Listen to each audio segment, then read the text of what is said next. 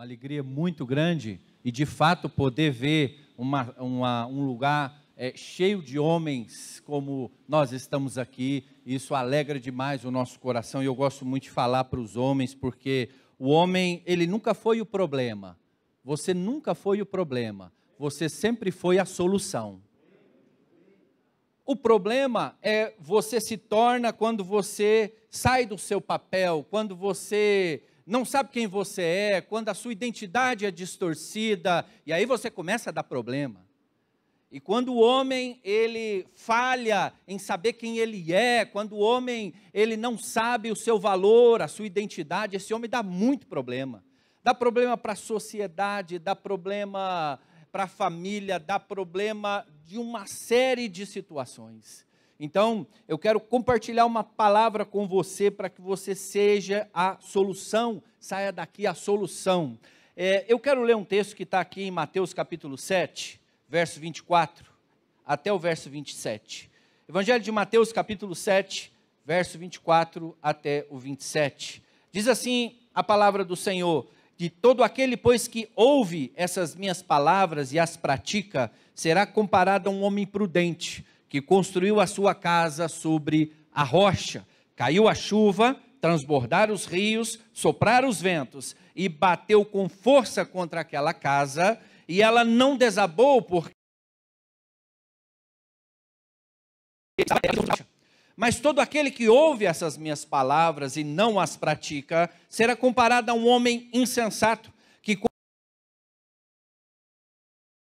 transbordaram os rios, sopraram os ventos, bateram com força contra aquela casa, e ela desabou, sendo grande a sua ruína. Como se não bastasse, tivesse desabado, e ainda foi grande a ruína. O texto que Jesus nos traz aqui, em forma de uma parábola, em forma de uma simbologia, é um retrato da vida atual. Tem muita casa desabada, tem muita casa em ruína. Que tipo de casa? Em primeiro lugar, a casa interior de cada um de nós. Tem muita gente vivendo em ruínas interiormente, destruído interiormente, debaixo de culpa, debaixo de rejeição, debaixo de dor. Tem muita casa familiar destruída em ruínas. Agora, a pergunta que eu quero fazer para você, mediante esse texto aqui: qual é o problema da vida? Será que o problema da vida, então, são os ventos, as chuvas, as tempestades que vêm sobre nós? Eu acredito que não, porque num outro texto de João, capítulo 16, verso 32, Jesus diz assim: no mundo vocês terão aflições. Abre parênteses para aflição, dificuldade, tempestade, situações difíceis, falta de dinheiro e um monte de situações que configura a aflição. E Jesus diz: no mundo vocês terão aflições, mas não desanima, mas tem de bom ânimo, eu venci o mundo. Agora, então, vamos à resposta. Será que o problema da vida, então, são as tempestades, as chuvas, os ventos que vêm contra a nossa vida? De fato, não. Você sabe qual é o problema, então, o verdadeiro problema da vida? A falta de alicerce. Onde você está construindo o que você está construindo? Onde você construiu o que você está construindo uma vida inteira? O grande problema da vida é a falta de alicerce. Aqui Jesus nos fala de dois homens, um ouviu a palavra, praticou, construiu sua casa na rocha, veio o vento, veio a chuva, veio a tempestade, deu com força nessa casa e ela não desabou, permaneceu firme. Também tem um outro homem, insensato, ouviu a palavra, não praticou, construiu sua casa na areia. Veio o vento, veio a chuva, veio a tempestade, você já sabe o resultado. Tem muita gente que está construindo a sua casa na areia, não tem alicerce. Mas pastor, o que é alicerce? Achei que alicerce era só de tijolo. Não. Tudo que você for construir na sua vida que vale a pena ser construído, quer construir uma vida com Deus, quer construir o seu ministério, quer construir sua profissão, quer construir seu casamento, relacionamento com seu filho, tudo que você quer construir vai exigir um alicerce. E alicerce é a vida interior, alicerce é o nosso mundo interior. Nós não fomos ensinados a falar sobre nossas emoções, nós não fomos ensinados a olhar para dentro de nós mesmos. Muito pelo contrário, fomos ensinados a esconder as nossas emoções, fomos ensinados a reprimir as nossas emoções. Eu posso dar um exemplo aqui e pedir para você completar a frase que muitas vezes você ouviu uma vida inteira: homem que é homem, homem que é homem, não chora, homem que é homem não demonstra emoção, homem que é homem tem que ter várias mulheres, homem que é homem, e por aí vai. Uma série de estereótipos daquilo que é ser homem. E aí a gente vem com esse conceito de masculinidade distorcida. Qual é o conceito de Deus acerca da masculinidade? Qual é o conceito de Deus acerca do que é ser homem? Nós vivemos tempos difíceis. A falta de saúde emocional é um dos principais obstáculos do crescimento. Você quer crescer? Em qual área? Me fala uma área que você quer crescer. Área financeira? Sem saúde emocional você não vai dar conta. Me fala outra área que você quer crescer. Eu quero crescer na vida espiritual. Sem saúde emocional você não vai conseguir. Então nós vivemos tempos difíceis, onde essa instabilidade emocional, esse descontrole emocional, essa intimidação, essas crises de ansiedade, de depressão, tem marcado muito a vida das pessoas. Principalmente nos tempos de agora. Nunca se falou tanto no luto e nunca se viveu tão próximo do luto. A Covid, a pandemia, varreu muitas pessoas, levando aí à morte. Nunca se viveu tão próximo desse luto, e tudo isso repercute na alma, nas emoções, trazendo aí adoecimento, instabilidade, gerando comportamentos e atitudes de crise, de descontrole emocional. Pior coisa que pode acontecer é um homem descontrolado, emocionalmente falando. Um homem com descontrole emocional é um homem que vai sempre buscar rotas de fuga. O que são rotas de fuga? A pornografia é uma rota de fuga, a dependência química, os vícios, é tudo uma rota de fuga, porque esse homem que não é emocionalmente saudável, ele não enfrenta, ele foge. Ele não enfrenta, ele foge. Então, nós não podemos controlar as situações ao nosso redor, não podemos, não está na nossa mão os ventos que sopram forte, as tempestades que vêm, isso aí a gente não tem controle disso, mas nós podemos controlar a nossa vida interior. Você pode e deve controlar, entrar no controle de quem você é. O problema nunca foi o desejo. Esse dia eu ouvi o cara falando: pastor, você sabe aí a tentação, vocês ficam mais dentro da igreja, vocês não sabem, mas a mulherada não está fácil, a mulherada elas estão atacando, está voando no pescoço, então fica difícil para a gente é de carne e osso. O problema nunca foi o desejo. Eu posso fazer essa pergunta: você tem desejo por mulher? Ih, pastor Adilson, o pessoal está meio em dúvida aqui, rapaz. Ih, pastor Adilson. O pessoal você viu? O pessoal titubeou. Vou dar uma chance. Você tem desejo por mulher? Sim. Graças a Deus, né, irmão? Se não tem desejo para mulher, nós vamos ter que marcar um tempo aí de aconselhamento com o pastor Adilson. Veja bem, o problema nunca foi o desejo. Graças a Deus que você tem desejo por mulher.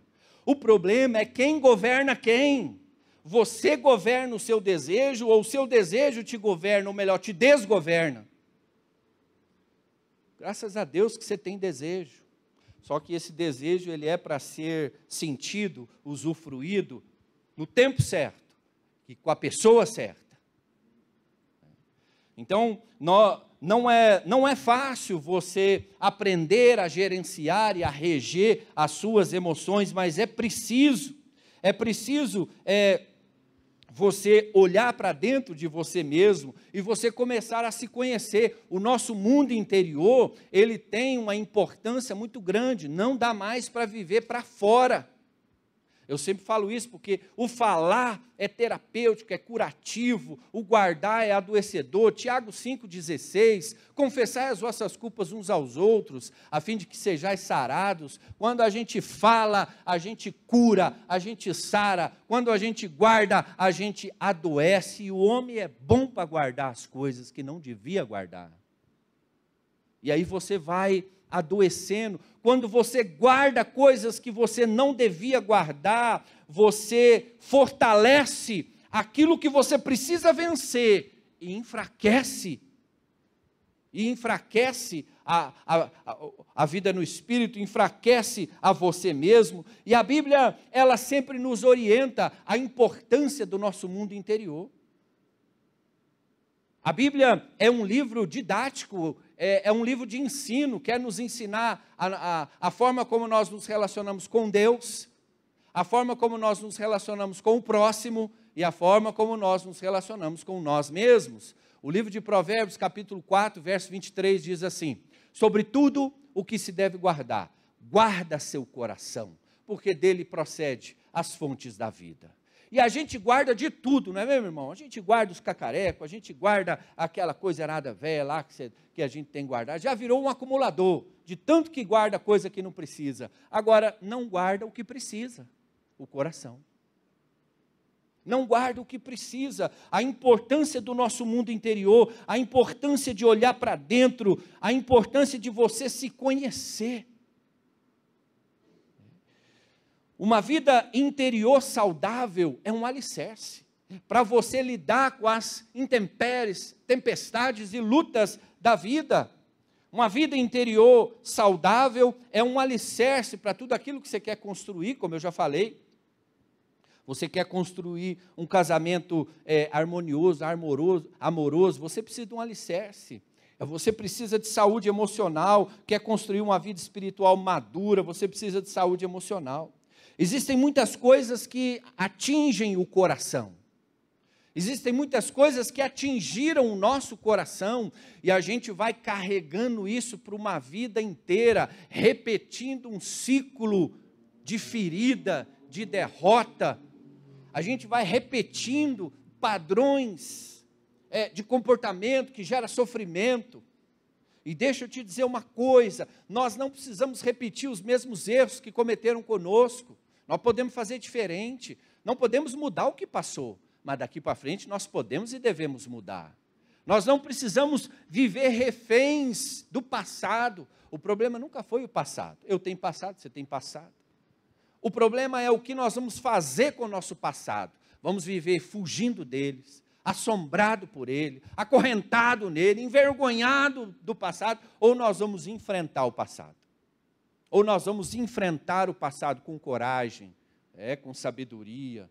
Então, existem muitas coisas que afetam o nosso coração de forma negativa e compromete a nossa saúde emocional. Você quer ver como a Bíblia nos mostra esses comprometimentos? Hebreus capítulo 12, o verso é 15. Olha só o que a Bíblia diz aqui em Hebreus 12, 15. Cuidem para que ninguém fique afastado da graça de Deus e que nenhuma raiz de amargura brotando vos perturbe ou cause a perturbação e por meio delas muitos sejam contaminados. Olha só, raízes que brotam do nosso coração, que têm o poder de nos perturbar. Você conhece alguém perturbado? Não? Que por lado de cá não tem? Eu conheço muita gente perturbada. O que mais tem hoje é gente perturbada. Você sabe qual que é o problema dessa pessoa? É um coração carregado de raízes que Deus não plantou. É um coração carregado de frustração, decepção, mágoa, ressentimento, falta de perdão, inferioridade, rejeição. E o problema é que esse coração ferido, uma pessoa ferida, nunca fica ferida sozinha. Ela sempre vai contaminar os outros com a ferida do coração dela. Nunca fica ferida sozinha. Então o texto diz aqui que é para termos cuidado. é para cuidar, para que ninguém se afaste da graça de Deus e nenhuma raiz de amargura brotando nos perturbe. Agora, a Bíblia dá um exemplo dessas raízes de amargura, mas tem diversas outras raízes da imoralidade, raízes da prostituição, raízes da avareza, que brota no nosso coração e nos intoxica, nos perturba e contamina tudo ao nosso redor. E a pergunta é: como está o seu coração? A pergunta é: como está o seu coração? Guardado, cuidado, ou está um coração contaminado, intoxicado por raízes que está fazendo mal para você, para a sua casa, para a sua família? A pergunta é essa: como está o seu coração diante dos desafios da nossa vida? O que acontece dentro de nós tem muito mais importância e relevância do que acontece fora. Nunca foi a situação, nunca foi a circunstância, mas é a forma como você enfrenta essa situação é que vai fazer a diferença. Não são os problemas, não são as situações, não são as pessoas, mas como está o seu interior é que vai fazer a diferença. Por isso que eu disse que você é a solução. A partir do momento que você começa a olhar para dentro de você mesmo, a partir do momento que você começa a buscar essa saúde emocional, você então começa a ter novos posicionamentos, uma nova visão de vida. Uma nova visão de vida diante dos desafios. O que acontece dentro de você tem mais importância do que acontece fora de você. Você se lembra daquela batalha épica, bíblica de Davi e Golias? Golias era um soldado do exército inimigo do povo de Israel, que estava ali afrontando o povo de Israel. Dia após dia, o cara chegava e apontava o dedo na cara do exército inteiro, dizia: não tem homem aí, me dá um para lutar comigo aqui, a gente resolve a parada, não tem um. Então, esse era o cenário. E a Bíblia diz que durante esses 40 dias, o soldado filisteu afrontava o exército de Israel, diminuindo, humilhando, afrontava. E todos esse exército de Israel, então, começou a ficar com muito medo. E aí aparece Davi. Você conhece a história? Só que antes de Davi derrubar o gigante literalmente ali no chão, Davi já derrubou o gigante na sua mente e no seu coração. Ah, meu irmão, antes de você derrubar qualquer gigante literalmente, eu não sei qual é o gigante na sua vida. Às vezes é um vício, às vezes é a pornografia, às vezes é uma situação difícil no seu casamento. Eu não sei qual é o gigante na sua vida, mas antes de você derrubar esse gigante e vencer ele, literalmente, na prática, você vai ter que vencer no seu coração. A forma como você se vê faz toda a diferença. Davi tinha uma outra visão, e ele disse: não, peraí, quem é esse gigante, quem é esse cara, esse incircunciso, filisteu, para afrontar o Senhor dos exércitos? Davi tinha uma outra visão. E aí aquele que era o improvável, Davi era o improvável, era o menor, não sabia lutar, nem a armadura ele tinha condição de vestir, mas a partir de uma estrutura emocional saudável, esse improvável se tornou o conquistador, se tornou o vitorioso. E eu tenho ensinado isso, que a mudança e toda a transformação que nós precisamos viver, começa dentro de nós. Às vezes você está vivendo uma crise, uma guerra no seu casamento, na sua casa, no seu trabalho, e você acha que o seu problema é a sua esposa, acha que o seu problema é o chefe, acha que o problema está sempre do lado de fora, porque essa é a síndrome de Adão. Você conhece a síndrome de Adão? Eu vou te explicar. Ali então, no Jardim do Éden, quando Deus chega ali para relacionar com Adão, antes de mais nada, Deus pergunta, Deus faz um questionamento: Adão, cadê você? Será que Deus havia perdido Adão de vista? Não, mas alguma coisa tem aí. Adão, cadê você? Será que Deus não sabia onde é que Adão estava? Claro que sabia, Mas a pergunta tem um fundo de aprendizado. E aí, então, Adão apareceu, já coberto ali com a sua nudez, e Deus pergunta: Adão, o que aconteceu? Sabe qual foi a resposta de Adão? Ah, Senhor, foi a mulher que o Senhor me deu. A síndrome de Adão é exatamente essa insistência de transferir a responsabilidade para o outro. E a gente carrega, a gente é influenciado por essa síndrome de Adão. E aí, o que está acontecendo na sua casa, irmão? Ah, mas essa mulher, meu Deus do céu, essa mulher que eu casei, isso aí é minha cruz.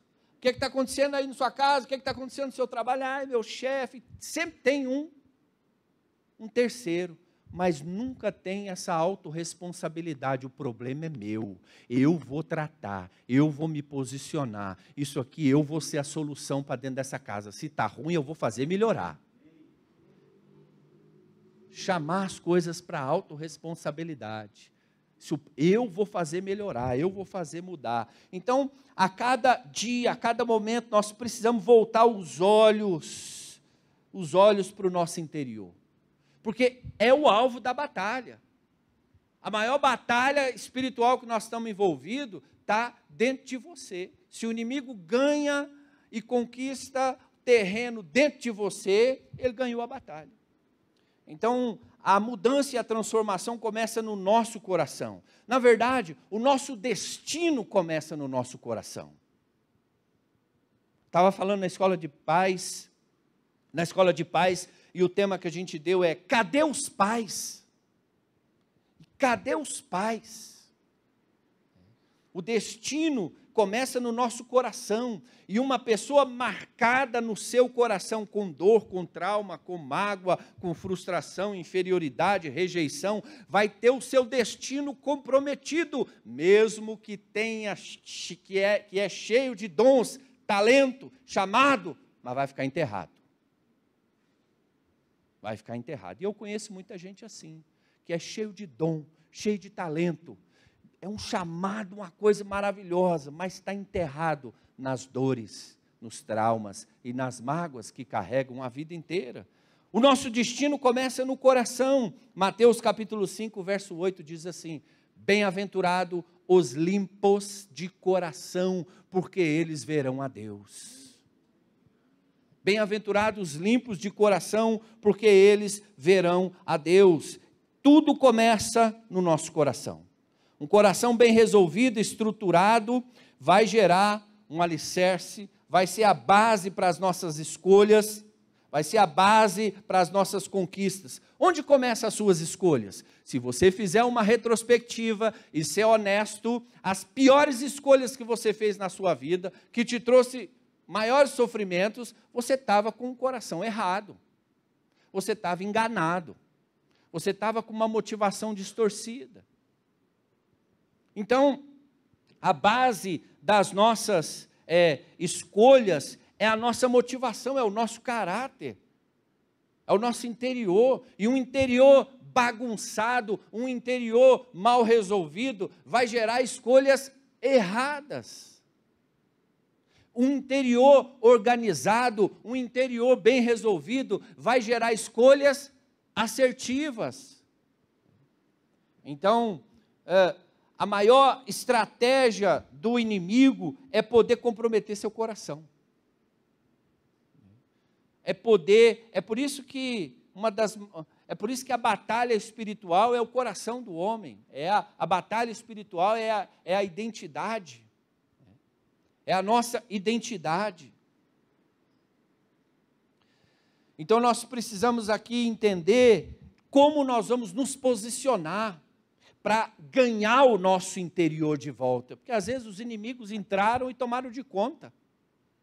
Os inimigos, os gigantes entraram e todo dia é um gigante interior colocando o dedo na sua cara e dizendo: você, rapaz, você não é nada não. Todo dia um gigante interior se levanta te diminuindo. Então, como fazer para lidar, ganhar o seu interior de volta? Como fazer para limpar esse coração? que é o ponto principal do seu destino, do seu propósito, da sua missão. Não existe propósito sem identidade. Você quer alcançar o propósito de Deus pelo qual você foi chamado, porque existe para a sua vida um propósito, uma missão, uma visão, uma vocação, mas não tem propósito sem identidade, sem saber quem você é. Estava falando na escola de pais que nós não vamos ser bons pais. Eu não vou ser um bom pai enquanto eu não resolver a minha história como filho. Enquanto eu não resolver a minha história, olhar para a minha história e identificar as dores, identificar os traumas, não tem família perfeita, mas nem por isso você tem que ficar refém disso. Eu vou reproduzir na minha família, eu vou reproduzir na paternidade aquilo que eu trago de mal resolvido da minha história de vida. Então nós precisamos urgentemente buscar essa renovação da mente, buscar esse despertamento interior. Cara, como está o seu coração? Como está o seu interior? Então, em primeiro lugar, para você fazer essa conquista da sua saúde emocional, em primeiro lugar, você precisa liderar sua mente. Liderar seus pensamentos. A mente não pode ser uma terra de ninguém. Seus pensamentos não pode ser a casa da mãe Joana. Entra todo tipo de pensamento e você não tem um filtro, não tem um temor, você não pensa, não, isso aqui não condiz com o que eu sou hoje, com a vida que eu tenho, isso aqui não pode entrar na minha mente. Eu não vou querer esse pensamento. Você precisa liderar seus pensamentos. Você precisa liderar a sua mente. Você precisa selecionar, escolher os seus pensamentos. Agora, vai ficar difícil você liderar sua mente em direção a uma santidade, em direção a uma vida íntegra, se o seu WhatsApp é cheio de grupo de pornografia? Vai ser difícil. Vai ser difícil liderar sua mente se o seu celular é cheio de situações comprometedoras, de imoralidade. Vai ser difícil. Então nós precisamos entender que a nossa mente é nossa responsabilidade, seus pensamentos é sua responsabilidade. Você tem que liderar a si mesmo. O que tem alimentado os seus pensamentos? Quais são os livros que você tem lido? Quais são as pessoas que você tem convivido? Quais são as músicas que você tem ouvido? Isso que vai alimentar a sua mente. Em Filipenses capítulo 8, a palavra diz assim sobre pensamentos, sobre o pensar. Diz assim: finalmente, irmãos, tudo que é verdadeiro, tudo que é respeitável, tudo que é justo, tudo que é puro, tudo que é amável, tudo que é de boa fama, se há alguma virtude, se há algum louvor, seja isso o que ocupe o pensamento de vocês. O que tem ocupado seu pensamento? O que tem ocupado seus pensamentos? E para você, então, ganhar o seu coração, sarar seu coração, para você conquistar saúde emocional, a primeira coisa que você precisa fazer é liderar sua mente, é liderar seus pensamentos, é construir uma mentalidade livre. Romanos capítulo 12, o verso 2, você conhece o texto. Não vos moldeis a este mundo, mas transformai-vos através da renovação da vossa mente. Não tem transformação sem renovação da mente. O máximo que você vai viver é uma religiosidade.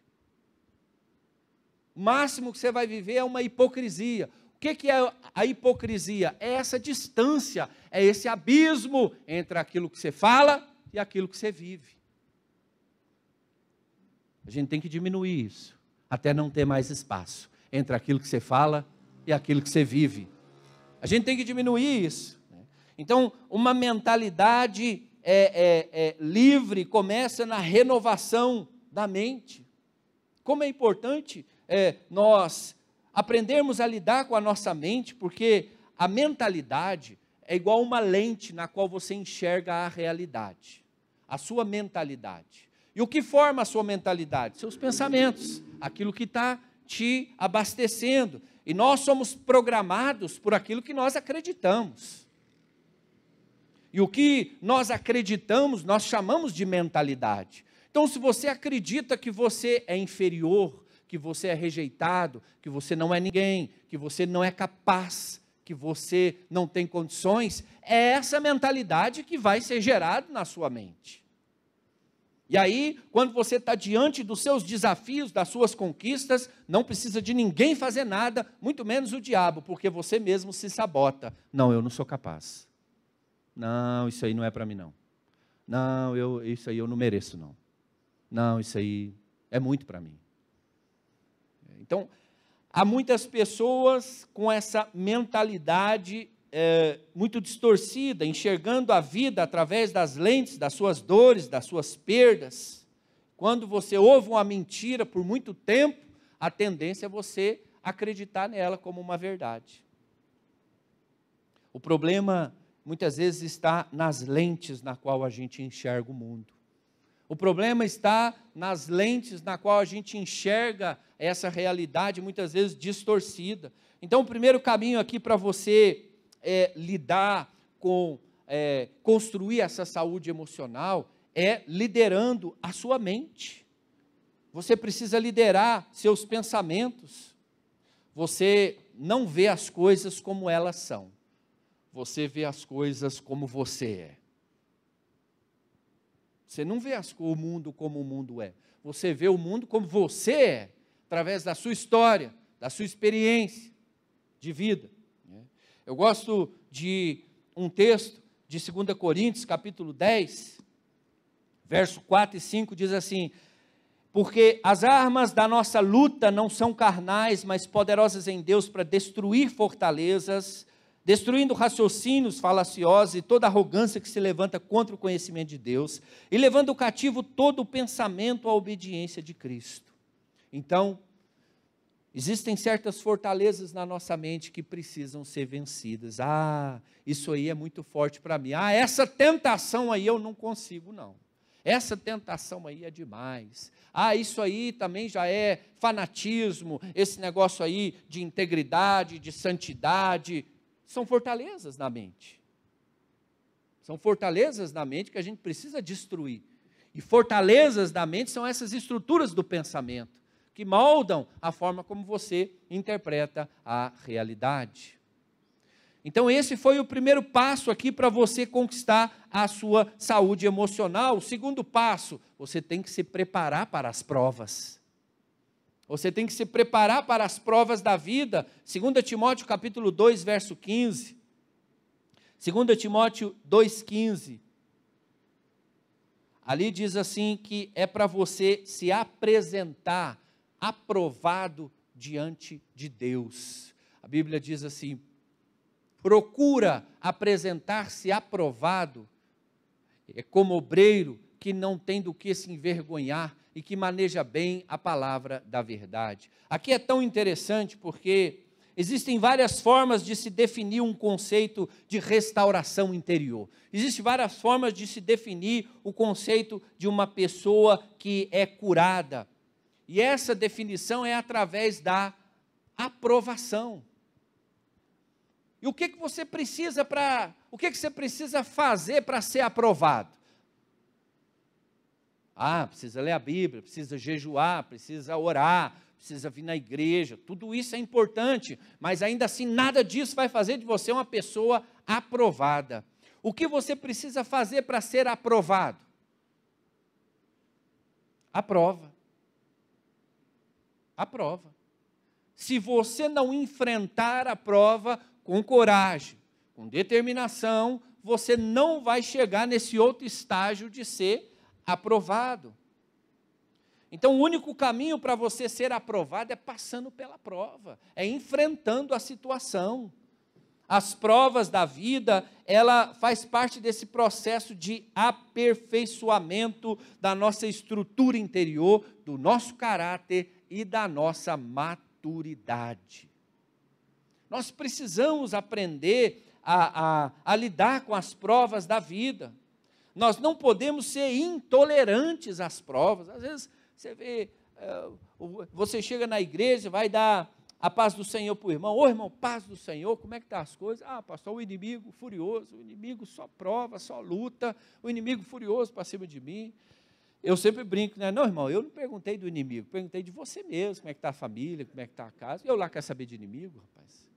Perguntei de você. Mas às vezes a gente não entende esse caráter didático e pedagógico das provas na sua vida. E a maneira como nós vamos lidar com as provas da vida faz toda a diferença. Agora, o problema é que diante das provas, a gente foge. E quanto mais você foge das suas provas, mais você se afasta da solução dos seus problemas. Ali, diante das provas, a gente murmura, a gente reclama, a gente amaldiçoa, a gente lamenta. Ali, diante das provas, a gente está sempre buscando um culpado para transferir a responsabilidade. Agora, uma coisa a gente precisa fazer diante das provas. O que eu tenho que aprender nessa situação? O que essa luta está querendo me ensinar? E qual o aprendizado que eu tenho o que isso está querendo acrescentar na minha vida de maturidade, de crescimento? Então nós não podemos ser intolerantes às provas da vida, porque é através delas que nós vamos alcançar essa cura, essa libertação. Às vezes as pessoas, elas me procuram buscando libertação, buscando cura, e elas acham que isso vai acontecer como se eu fosse aqueles feiticeiros com uma varinha mágica assim, e batesse na cabeça deles e alguma coisa acontecesse. No processo da vida e no processo da vida com Deus, a cura é um processo. A cura é um processo. E esse processo é através da prova. Sabe, eu costumo entender a libertação como um selo. Né? Um selo. Essa libertação é um selo. Vamos ter um exemplo aqui. Você precisa se libertar de um vício. A pessoa precisa se libertar de um vício, a pessoa precisa deixar de fumar, ela tem que resistir àquela vontade de acender o cigarro, levar na boca, ela tem que resistir, ela tem que lutar com aquilo. Resistiu, lutou, não fumou, foi aprovado. Foi aprovado. Então, a libertação é esse selo, que depois que a gente enfrenta as provas da nossa vida, a gente vai receber esse selo da aprovação. O problema é que a gente enfrenta as provas, a tentação nem chegou ainda, e você já está caindo. A tentação nem chegou, mas calma rapaz, nem chegou a tentação ainda, você já está caindo? Calma, levanta. A tentação nem chegou, a gente já está caindo. Ao menor sinal de tentação não há uma resistência. Não há uma resistência de enfrentar, porque o que o apóstolo Paulo diz lá em Romanos 12, não vos moldeis a esse mundo, mas transformai-vos através da renovação da mente. Há uma pressão do mundo para que você se corrompa.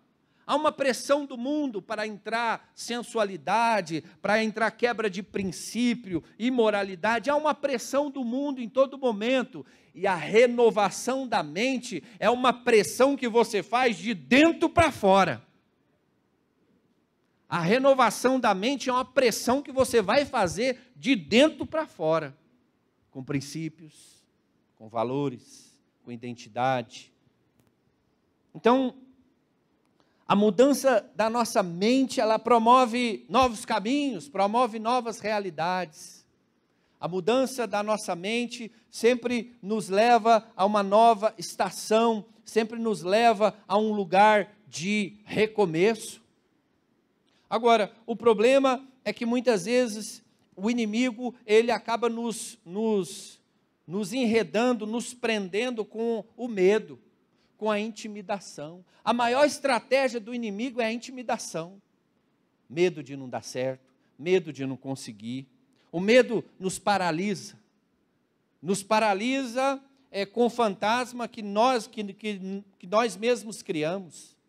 E a gente precisa aprender a vencer esses medos. Não fuja dos seus medos. Na verdade, o medo não desaparece. O medo a gente enfrenta. E sim, você não precisa ter vergonha de dizer, eu tenho medo. Medo de falhar, medo de não dar conta, medo de conseguir, medo de não conseguir, medo do fracasso, medo da vergonha. Sim, o medo, ele entra no coração de homens como eu e como você.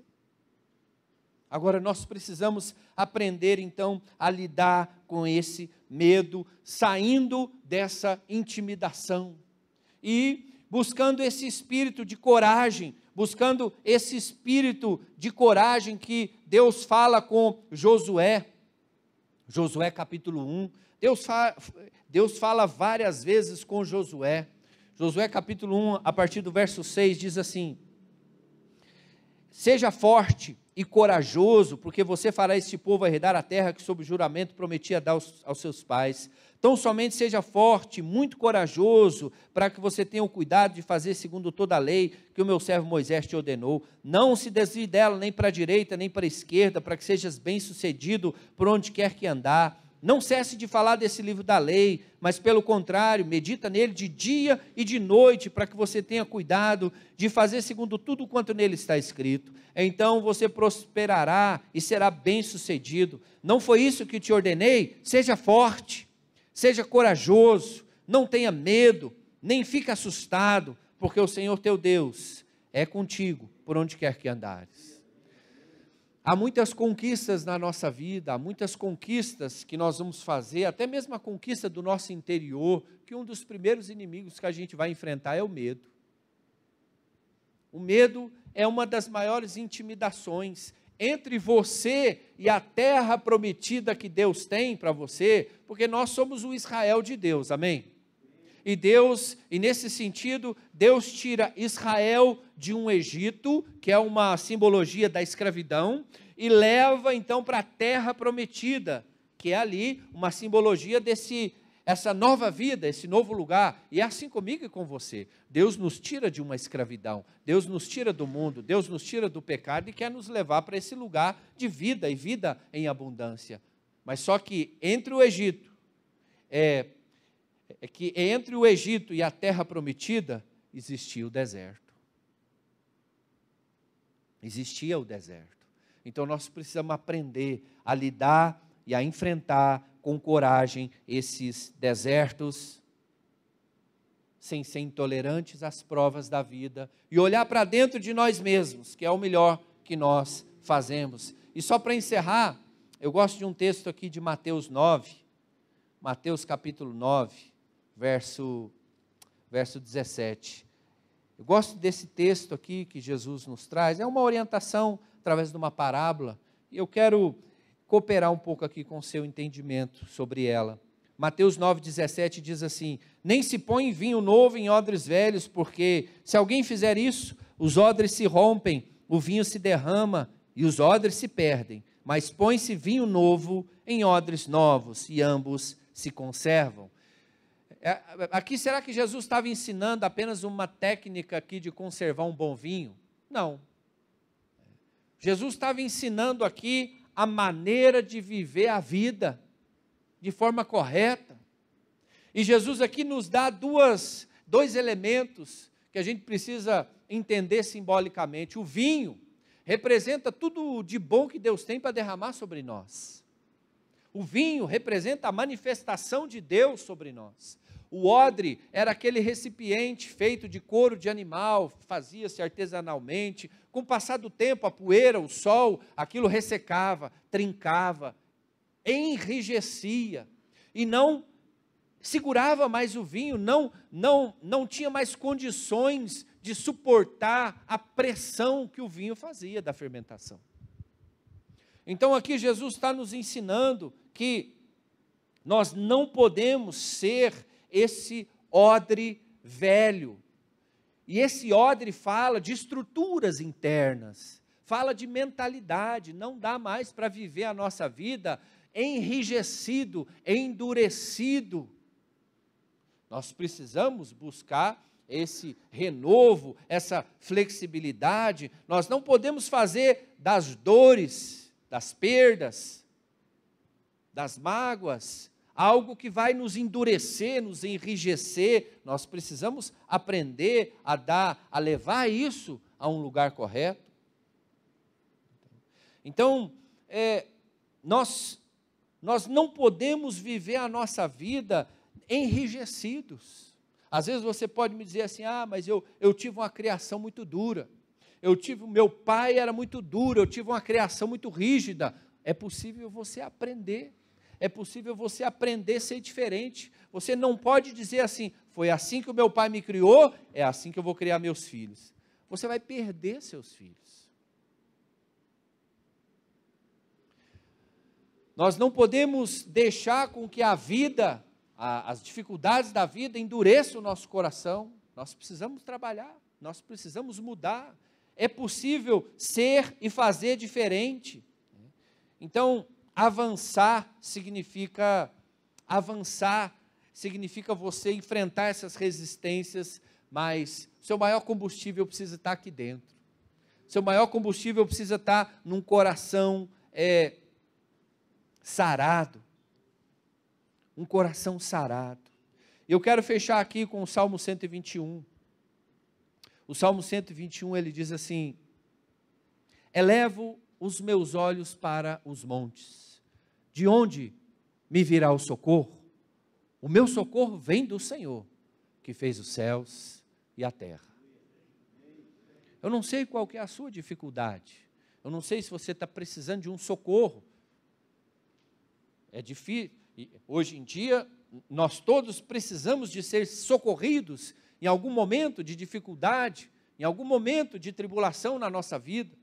Agora o texto, ele nos ensina o caminho do socorro. O caminho do socorro requer de nós um movimento. Elevo os meus olhos para o monte. Você não vai encontrar o caminho do socorro com a cabeça baixa, olhando para o chão da vida, afundado nas dores, na depressão, na desistência, na frustração.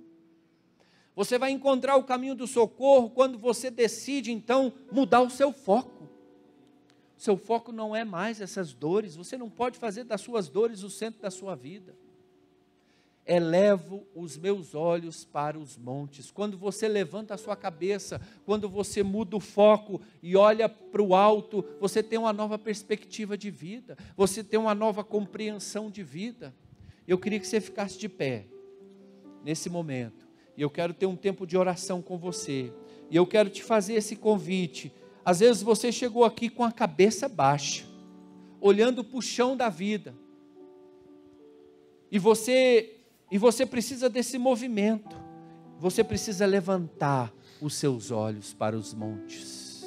Elevo os meus olhos para os montes, de onde me vem o socorro? O meu socorro vem do Senhor, que fez o céu, que fez a terra. Eu queria que você fizesse o que o salmista, no Salmo 139, verso 23 e 24, nos orienta. O salmista, ele faz uma oração que diz assim: sonda-me, ó Deus, e conhece o meu coração, me prova, conhece os meus pensamentos, vê se há em mim algum caminho mau e guia-me pelo caminho eterno. Você precisa ter essa disposição de ser corrigido, essa disposição de ser orientado. Você precisa sondar o seu coração. E será que o seu coração está cheio de raízes de amargura, de dores, de traumas? O seu destino começa no seu coração. As pessoas estão adoecendo emocionalmente e nem têm se percebido, e nem está se percebendo. Os males da alma têm estado cada vez mais presentes. E a maior vacina é para esses adoecimentos emocionais, para esses vírus emocionais que adoecem as nossas emoções, é um coração guardado. Às vezes você já até se vacinou contra a Covid-19, mas os vírus emocionais, os vírus que adoecem as suas emoções ainda estão agindo na sua vida. Orgulho, dureza de coração. E eu quero orar, que o Espírito de Deus possa te dar um novo tempo. Eu quero orar, que você possa quebrar essas mentalidades, essas distorcidas, que faz você olhar para você mesmo de uma forma distorcida. Eu quero orar para que haja um tempo novo, um tempo de cura, para que você saia daqui com os seus olhos olhando para o alto. Eu quero que você saia daqui disposto a um novo tempo, a construir alicerces por onde você passar. E eu queria que você colocasse a mão no seu coração. Seu destino começa aí, aqui dentro. Seu destino começa no seu coração. Eu queria que você orasse. Eu queria que você falasse com Deus. Eu queria que você apresentasse para Deus essas raízes que têm tomado conta do seu coração. Raízes de orgulho, amargura, imoralidade, indiferença, frieza. Eu não sei quais são, você sabe. Fale com o Senhor agora. E vamos clamar para que venha um fogo.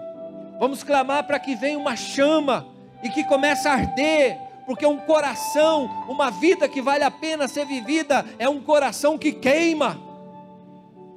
É um coração que queima por uma causa, por um propósito, que queima o fogo do Espírito.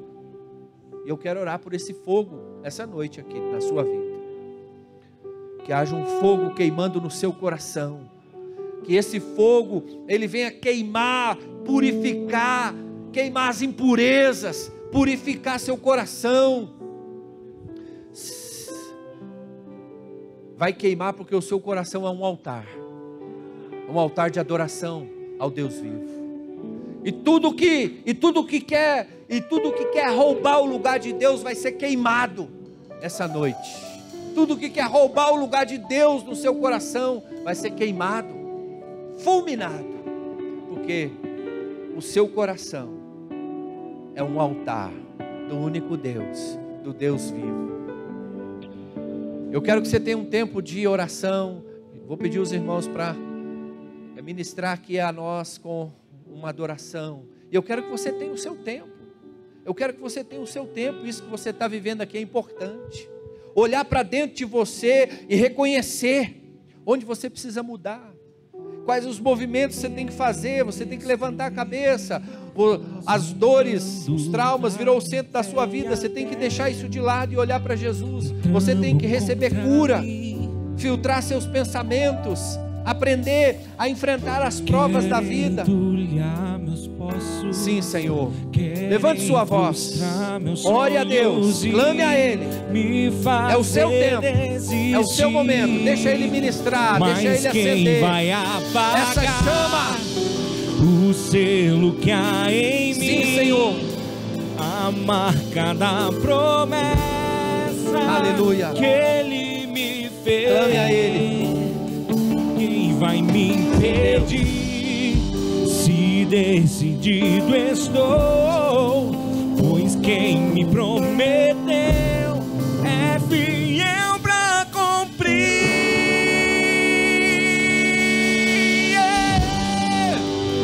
O meu Deus nunca falhará.